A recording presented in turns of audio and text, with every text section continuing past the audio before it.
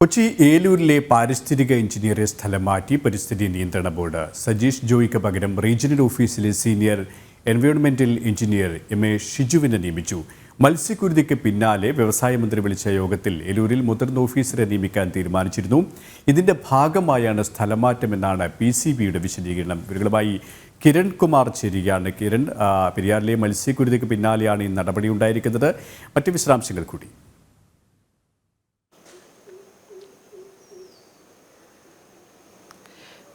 പെരിയാറിലെ മത്സ്യക്കുരുതിയിൽ ഇപ്പോൾ ഉദ്യോഗസ്ഥർക്കെതിരായിട്ടുള്ള ആദ്യ നടപടി ഉണ്ടായിരിക്കുകയാണ്. PCB ഉദ്യോഗസ്ഥനായിരുന്ന PCBയിലെ സീനിയർ എൻവയോൺമെന്റൽ എഞ്ചിനീയർ ആയിട്ടുള്ള M.A. ഷിജുവിനെയാണ് പുതിയതായിട്ട് നിയമിച്ചിരിക്കുന്നത്. നേരത്തെ ഇവിടെ ചുമതലയുണ്ടായിരുന്ന സജീഷ് ജോയിക്ക് പകരമാണ് റീജിയണൽ ഓഫീസിലേക്ക് പുതിയ എൻവയോൺമെന്റൽ എഞ്ചിനീയറെ നിയമിച്ചിരിക്കുന്നത്. നേരത്തെ മന്ത്രിയുടെ നേതൃത്വത്തിൽ, വ്യവസായ മന്ത്രി P. രാജീവിന്റെ നേതൃത്വത്തിൽ ഈ ഉന്നതതല യോഗങ്ങൾ ചേരുകയും ഈ പെരിയാറിലെ സ്ഥിതിഗതികൾ വിലയിരുത്തുകയൊക്കെ ചെയ്തിരുന്നു. ഈ സമയത്ത് തന്നെ ഉയർന്നിരുന്നൊരു ആവശ്യമാണ് ഉദ്യോഗസ്ഥർക്കെതിരായിട്ടുള്ള നടപടി വേണം എന്നുള്ളൊരു കാര്യം. പകരം പിന്നീട് ഈ മറ്റൊരു ഉദ്യോഗസ്ഥനെ നിയമിക്കുന്നതടക്കമുള്ള കാര്യങ്ങളിലേക്കും ചർച്ച എത്തിയിരുന്നു. ഇതിന് തൊട്ടു പിന്നാലെയാണ് ഇപ്പോൾ PCBയിലെ തന്നെ ഒരു ഉദ്യോഗസ്ഥനെ നീക്കിക്കൊണ്ടുള്ള ഒരു നടപടി ഏതായാലും ഉണ്ടായിരിക്കുന്നത്. ഏതായാലും പെരിയാറിലെ ഈ മത്സ്യക്കുരുതിക്ക് പൊല്യൂഷൻ കൺട്രോൾ ബോർഡിനും കൃത്യമായ ഇടപെടലുകൾ ഉണ്ടായിട്ടുണ്ട് എന്ന് തന്നെയാണ് ഈ നടപടിയിൽ നിന്ന് വ്യക്തമാക്കേണ്ടത്. കൃത്യമായ പരിശോധനകൾ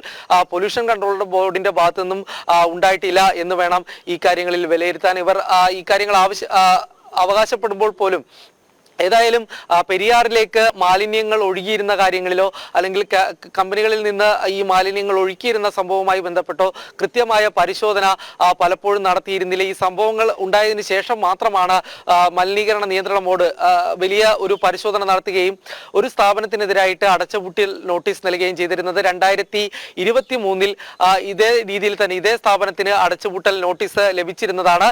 എന്നാൽ ഒരു വർഷം പിന്നിടുമ്പോൾ പോലും ഈ സ്ഥാപനത്തിനെതിരായിട്ടുള്ള കർശന നടപടി അത് പൊല്യൂഷൻ കൺട്രോൾ ബോർഡിന്റെ ഭാഗത്തു നിന്നും ഉണ്ടായില്ല എന്ന് വേണം വിലയിരുത്താൻ. ഇതിനെ തുടർന്ന് തന്നെയാണ് ഇപ്പോൾ വീണ്ടും ഒരു മത്സ്യക്കുരുതി ഉണ്ടായിരിക്കുന്നത്. ഈ ഒരു സാഹചര്യത്തിൽ ഏതായാലും ഉദ്യോഗസ്ഥ തലത്തിൽ കൂടി നടപടികൾ ആരംഭിച്ചിരിക്കുകയാണ്. KP.